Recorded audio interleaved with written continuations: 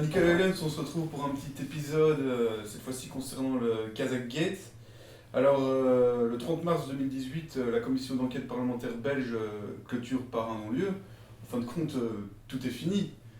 Ou bien il y a des choses peut-être à expliquer depuis le début pour se rendre compte que c'est bien plus complexe et qu'on est encore dedans en fait.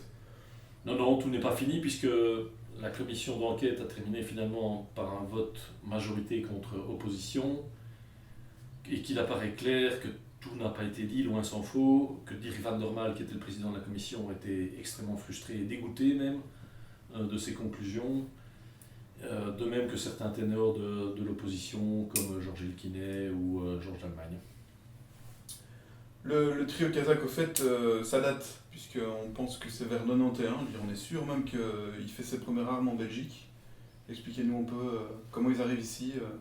Donc en fait, à la chute du mur en 91, le trio kazakh est à la tête d'une structure qui s'appelle Sibeko, une société qui se trouve à Bruxelles. Ils sont réputés proches du KGB, ou certains disent même qu'ils travaillaient pour le KGB, et donc ils sont dans les radars de la sûreté de l'État. C'est qui le trio kazakh? C'est Patok Shodiev, c'est un certain Alijan Ibragimov et un certain Alexandre Mashkevich. Alors, contrairement à ce que leur nom indique, ils ne sont absolument pas kazakhs. Shodiev est ouzbek, et il deviendra belge. Ibragimov est kirghize, et Mashkevich est plutôt kirghize aussi. Ils s'expriment la plupart du temps en russe. Ils sont réputés proches du président Poutine, toujours actuellement. Et concernant M. Mashkevich, lui n'est jamais devenu belge, par contre il a un passeport israélien. Les trois personnes sont également réputées extrêmement proches, pour ne pas dire très très proches du président kazakh qui vient de passer la main, mais tout en gardant une main de fer sur son royaume, entre guillemets, le président Nazarbayev. Voilà. Alors c'est en 96 que le trio se rapproche très fort de la Belgique, puisqu'ils sont dans des affaires avec Tractebel. Oui, exact. Donc la société Tractebel, qui est à ce moment-là purement belge, société d'ingénierie, tente de vendre des centrales thermiques, donc pas des centrales atomiques, mais des centrales thermiques, au Kazakhstan. Dans les deals relatifs à cet achat par le Kazakhstan, le président Nazarbayev fait comprendre aux hommes d'affaires belges qui sont venus le solliciter que le paiement d'une commission occulte de 25 millions de dollars aiderait fortement à la signature des contrats. Alors il s'agit d'une véritable histoire belge, et je ne suis pas fier de la raconter, puisque Tractebel va verser ces 25 millions de dollars, mais la signature des contrats n'aura jamais lieu. Et donc, l'histoire est doublement belge, puisque les Kazakhs doivent se dire que nous sommes dans un pays de cocagne, car deux d'entre eux viennent carrément s'installer chez nous. En 97, M. Shodiev devient le voisin direct de la propriété de M. Kubla, et il y a évidemment un débat sur le sujet, mais certains disent que grâce à M. Kubla, il devient belge, et en 2005, c'est M. Ibragimov qui devient belge à son tour. Donc pendant pas mal de temps, le belge le plus riche du royaume a été M. Shodiev, qui, comme je viens de vous l'expliquer, est d'origine ouzbek et vient d'en fait l'ex-URSS. Nous ne dirons pas directement, nous, que Serge Kubla a permis d'offrir la nationalité à Patok Shodiev, mais en tout cas, il y a énormément d'éléments de preuves qui montrent que c'est vers ça qu'on a été, vers un soutien politique pour obtenir la nationalité. Tractebel rachète quand même 4 centrales au Kazakhstan et obtient pour 20 ans la concession sur le transport et stockage de gaz dans le pays. C'est exact. Oui, alors pour être très très franc, moi je rentre à la Sûreté de l'État en 2007. Et je vais vous expliquer d'ailleurs dans quelles circonstances. Donc dès 2008, je rejoins la section économique de la Sûreté de l'État, et un des premiers rapports porte sur le fait que le juge d'instruction en charge du dossier trio kazakh, donc ce dont on parle maintenant, le juge Frédéric Lutgens, fait l'objet d'une surveillance rapprochée par une dizaine de détectives belges. Cette surveillance ayant pour but de trouver tout élément susceptible d'influencer le juge Lutgens et éventuellement de lui faire classer l'affaire sans suite. Excusez-moi, de sa vie privée par exemple. De sa vie privée, donc en clair, tout élément de nature affective, sexuelle, relative à la drogue, Voilà. tout pied de biche moral ou autre qui permettrait de faire pression sur le juge Lutgens. Donc à ce moment-là, la sûreté d'État fonctionne correctement et le parquet fédéral est mis au courant et le juge Frédéric Lutgens également. Et donc tout se passe correctement. Mais ça me donne droit à avoir accès à ce moment-là au dossier Trio Kazakh. Parce que dans un service de renseignement, vous avez une règle de base, c'est le need to know, le droit d'en savoir. Tout est cloisonné. Et donc jusque-là, je ne connaissais pas l'affaire Trio Kazakh. Mais je dois reconnaître que je n'ai pas été lire les premiers rapports relatifs à ce que vous me demandez, donc je ne saurais pas vous en parler de façon très précise, puisque j'interviens à partir de 2008. Il semble, d'après ce qu'on a lu, qu'il y a eu un montant d'une transaction de 85 millions de dollars, dont 30 ont été à l'État kazakh, et le solde aurait été au trio. Tout ça. Oui, c'est effectivement ce que j'ai lu aussi, et d'ailleurs ça rend encore plus scandaleux la loi de transaction pénale qui sera prise après, puisque les sanctions prises à l'encontre des Kazakhs ont l'air relativement ridicules par rapport au montant que vous venez de citer. Ce qu'on voit aussi, c'est que déjà dans ces années-là, et notamment en 99, il y a des réunions à l'Hôtel Royal de Paris, c'est connu, entre Gazprom et Tractebel, parce que c'est des concurrents, et donc ils essaient de trouver un accord. Et il semblerait qu'ils ne trouvent pas d'accord et que Gazprom, pour se venger, va montrer les dessous de l'affaire, notamment les rétrocommissions qui ont eu lieu dans cette affaire, où on parle d'un certain Eric, que vous connaissez peut-être, Eric Van de Weck, qu'on retrouvera plus tard aux côtés de Claude Guéant et Armand de Decker. Donc ça commence très tôt, les implications politiques belges avec le trio kazakh. Oui, c'est exact. Donc Eric Van de Weck est effectivement un personnage qui va revenir de façon cyclique dans le dossier, qui apparaît comme un homme de main du trio kazakh. À un moment, il va les quitter pour se mettre au service d'autres oligarques russes. En l'occurrence, M. Kirimov, qui avait acheté, juste avant la descente de l'île de Fortis, pour plus de 800 millions d'euros d'actions Fortis. À ce moment-là, M. Van de Weck est quelqu'un qui travaille donc avec cet oligarque-là. Mais au départ, M. Van de Weck a beaucoup travaillé effectivement avec le trio kazakh. Et on le retrouve de façon cyclique dans les histoires de la sûreté de l'État. Alors si je ne me trompe pas, en 2007, le trio est mis en examen. Oui, c'est exact. Ça dure. Et ce qui est intéressant, c'est ce qui se passe entre Paris et Astana, donc voilà, la capitale du Kazakh, en 2010. Voilà, donc les Kazakhs sont, en particulier M. Nazarbayev, donc le président kazakh, rend visite à M. Sarkozy, et tout ça est apparu dans un scandale qui a été démontré, enfin mis à jour, révélé par le Canard enchaîné. Donc il apparaît qu'un deal a lieu, qu'en échange de l'achat de 45 hélicoptères de combat français et d'un certain nombre de locomotives. 290, je pense. Voilà, 290 locomotives. En échange de cet achat-là, le président kazakh dit en quelque sorte à son homologue français, écoutez, vous avez un pays à côté de chez vous qui est un peu un protectorat, vous avez déjà les centrales atomiques, les usines de traitement de déchets, les banques, vous êtes un peu chez vous, donc si ça ne vous dérange pas, ce serait gentil de faire pression sur la justice de ce pays pour que mes trois amis n'aient pas de soucis puisqu'ils sont mis en examen. Donc alors, pourquoi est-ce que c'est très important pour ces trois personnes de ne pas être mis en examen? En fait, ces trois personnes ont chaque fois leur propre banque. Et donc pour eux, le fait de ne pas avoir de casier judiciaire est vital. Parce que sinon, ça pourrait mettre en cause le bon fonctionnement de leur banque. Et leurs banques sont vitales aussi dans leurs affaires plus ou moins claires. C'est gentil de la part du président. Donc assez vite, toute une équipe se met en place pour aider ses copains. Oui, donc cette équipe est composée principalement d'une avocate du nom de Catherine de Gaulle et d'un personnage assez haut en couleur, un certain Étienne Desrosets. Vous pouvez trouver les deux, vous pouvez les trouver assez facilement sur Internet.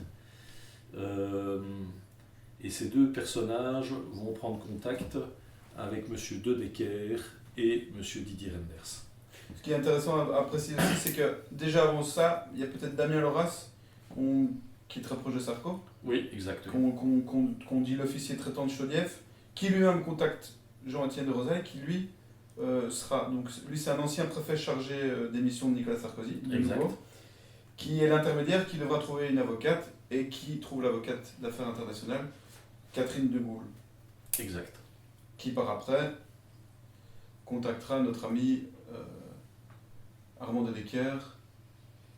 Oui, donc ils vont passer par Catherine de Gaulle a une connaissance en Belgique dont elle gère les affaires, un certain Guy Vandenberg, et via Guy Vandenberg, Catherine de Gaulle va prendre contact avec De Decker et Didier Renders.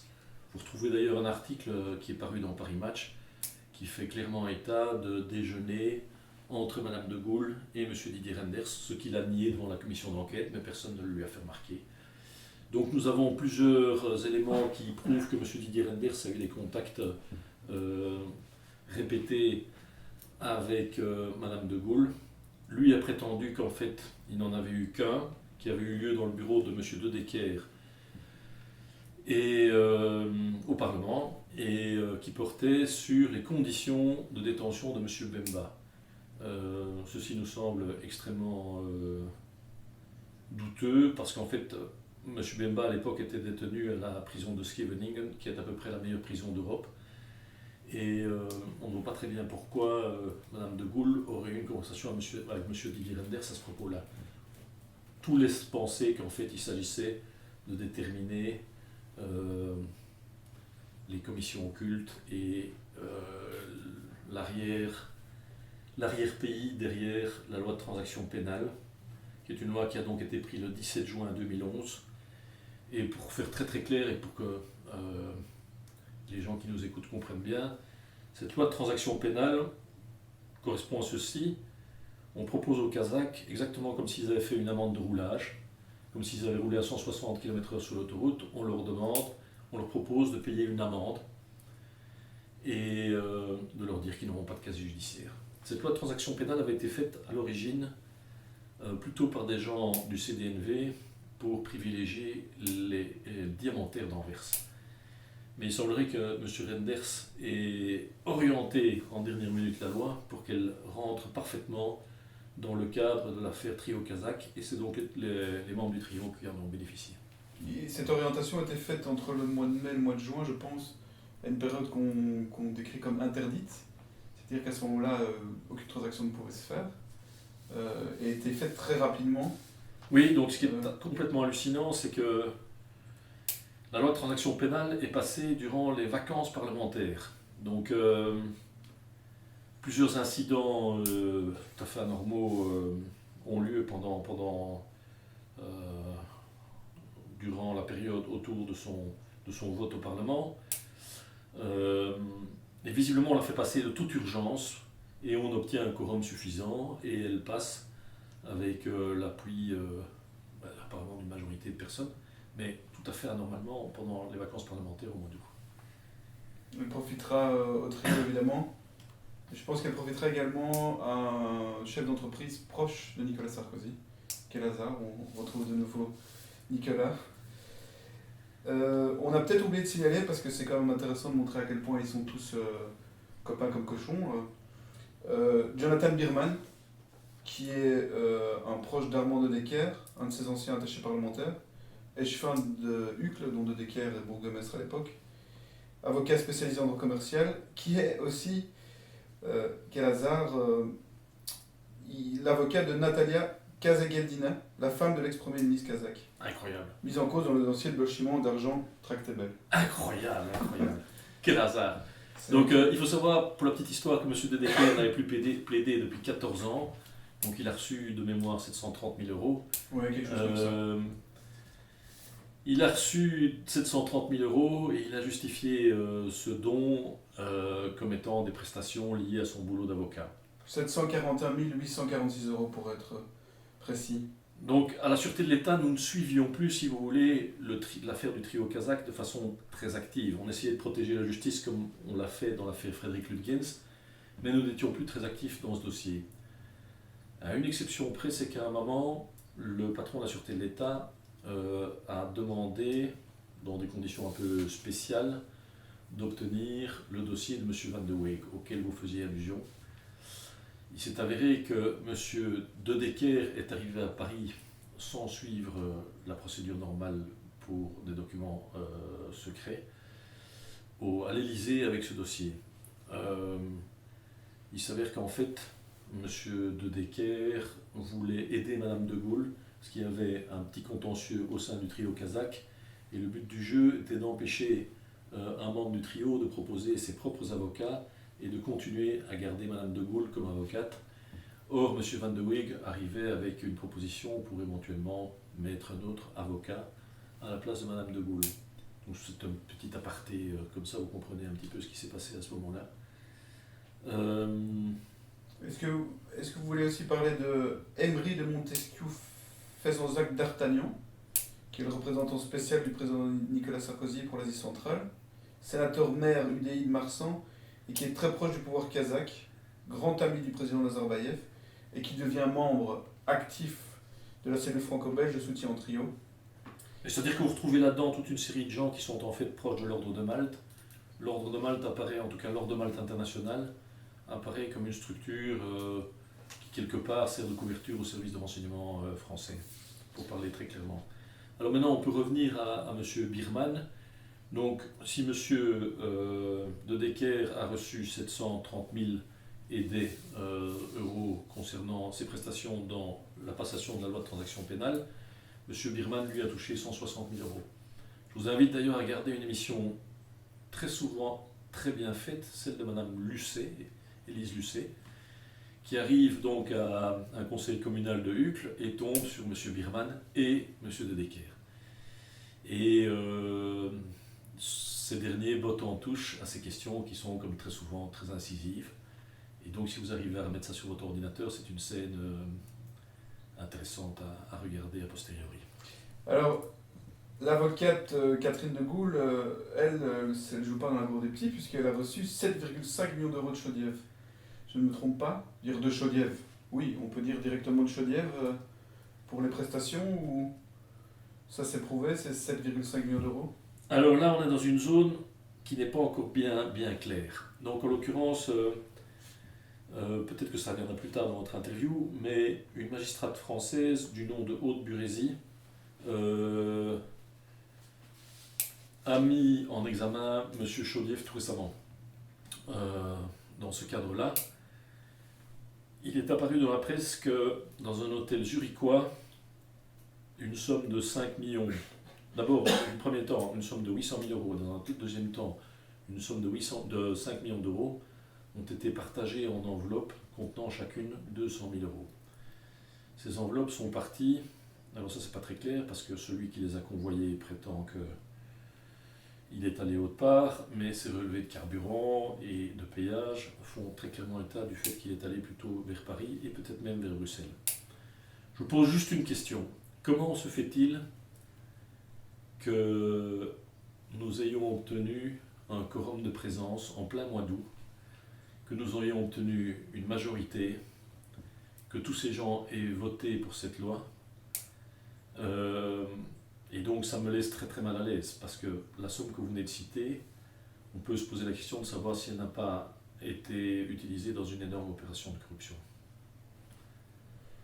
Éventuellement à l'encontre de mandataires français et éventuellement à l'encontre de mandataires belges. Voilà. Il y a d'autres versements qui ont été faits, moins importants, intéressants néanmoins. Un versement de 25 000 euros du cabinet de Gaulle vers le fonds d'entraide Prince et Princesse Alexandre de Belgique. C'est gentil. La princesse là, donc la femme de feu Prince Alexandre, demi-frère d'Albert. Le seul problème, c'est que cet argent a transité via cette fondation pour atterrir, disons, dans une autre association qui s'appelle Amitié et Fraternité Scout, qu'a le ministre Jean-François Godby, qui était à l'époque avocat général au moment de la transaction pénale. C'est très intéressant, ça. Oui, tout à fait. Je vous donne le fond de ma pensée personnelle.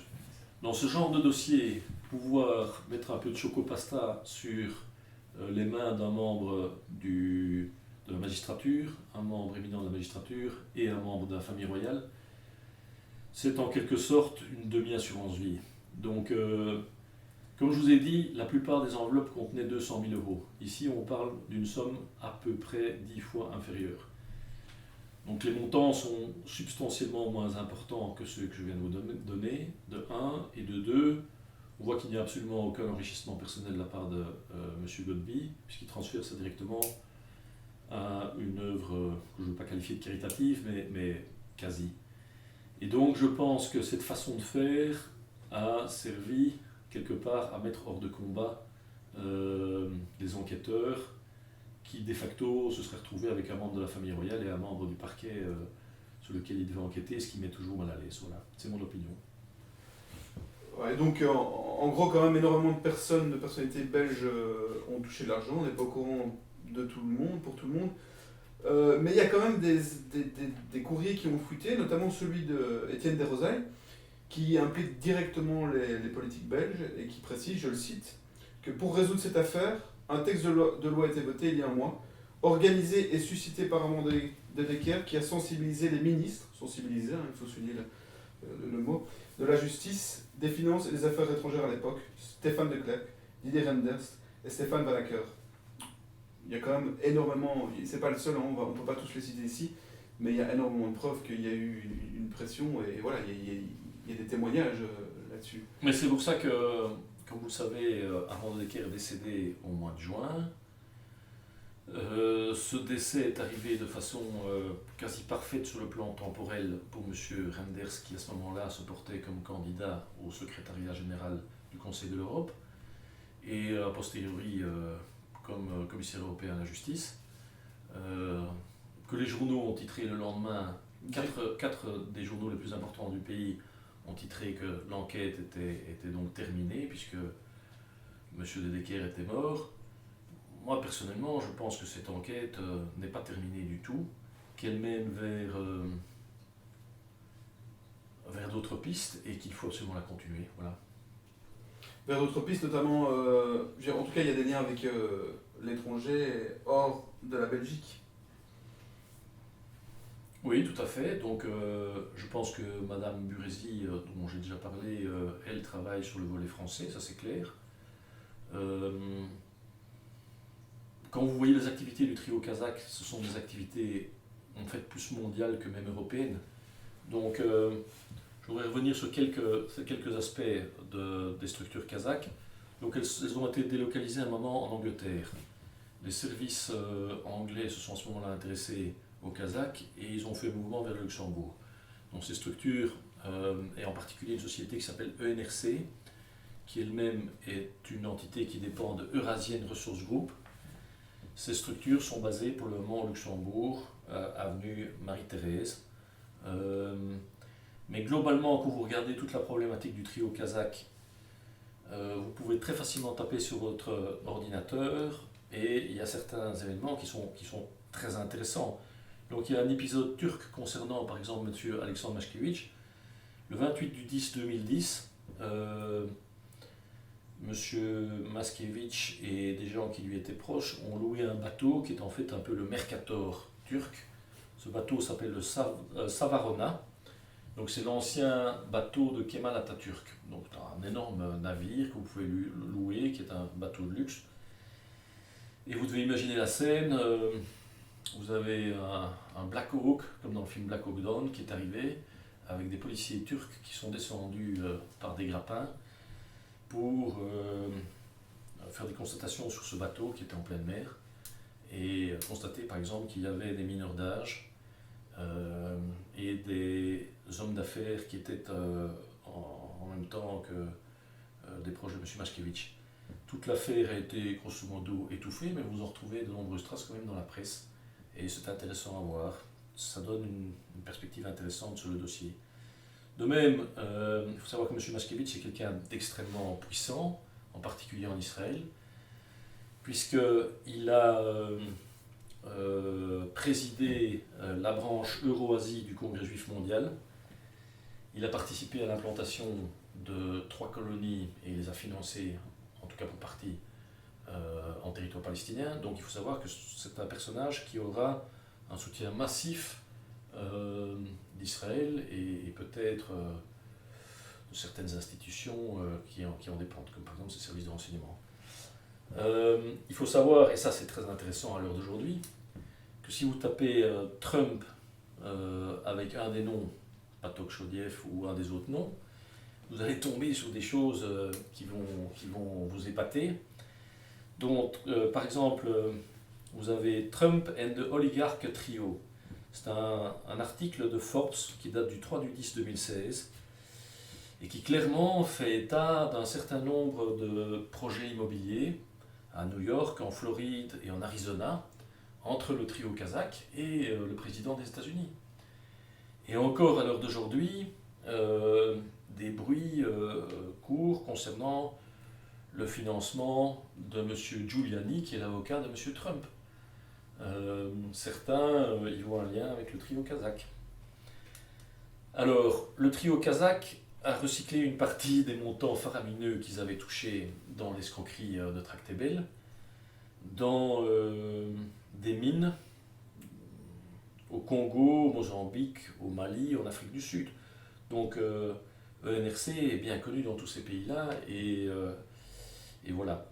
Alors plus près de nous, donc comme je vous l'ai dit, M. Shodiev et M. Ibrahimov sont devenus belges, mais si vous prenez l'aéroport de Deurne, vous allez à Deurne, il y a un bâtiment ultra moderne qui est en fait le quartier général de Flying Group,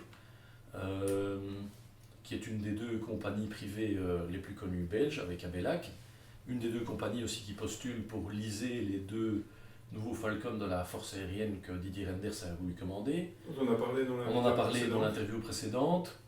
C'est M. Ibrahimov et ses enfants qui en sont propriétaires, qui ont investi plus de 2 millions dans ce bâtiment. Le propre avion personnel de M. Ibrahimov est basé à Deurne. Et il est immatriculé, et quand vous allez regarder sur Internet, vous verrez un lien avec Flying Group et Deurne. Donc, je voudrais aussi insister sur le fait qu'une affaire récente a un lien avec tout ça aussi. Vous avez une avocate d'origine kazakh qui a un statut de réfugié politique en Belgique, Madame Maître Jader Mali, qui a été perquisitionnée le 1er octobre par des officiers de police judiciaire belges, jusque-là rien de très anormal, mais qui était accompagnée par 2 agents de renseignement kazakhs. C'est une situation qui est très très surprenante. Donc Madame Jader Mali est une opposante au régime kazakh, qui n'est pas connue pour son aspect le plus démocratique au monde, et je pèse mes mots. Et donc il semblerait que les officiers de renseignement kazakhs aient pris des photos des listes d'opposants kazakhs en Belgique, mais à travers toute l'Europe. Ce genre de procédure en Belgique laisse songeur, parce que la dernière fois que la Belgique a joué à ce petit jeu-là, ça a terminé à la caserne d'Ossin, à Malines. En clair, collaborer avec une dictature peut mener à des choses qui ne sont pas vraiment intéressantes à revivre. Enfin, je le pense. Et donc, il est intéressant aussi de se dire que M. Koen Geens, qui est le ministre actuel de la Justice, a commencé à travailler dans un cabinet qui s'appelle Ubelius, où il était le collègue de M. Rav Verstraeten. Ubelius est très connu pour avoir représenté les intérêts des diamantaires à Anvers, et on a vu que les diamantaires à Anvers devaient bénéficier de la loi de transaction pénale, mais c'est aussi un cabinet qui a eu des relations avec M. Patok Shodiev. Alors est-ce qu'il n'y a pas un problème déontologique d'avoir un ministre de la Justice qui laisse arriver sur le territoire belge des agents de renseignement pour participer à une perquisition chez une personne qui a le statut de réfugié politique, et qui a travaillé à un moment ou à un autre dans un cabinet qui était celui d'un oligarque qui a fait couler beaucoup d'encre en Belgique et à travers le monde. Voilà, je me pose ces questions-là. Et je pense que toute cette affaire n'est pas finie. Merci Nicolas Evans.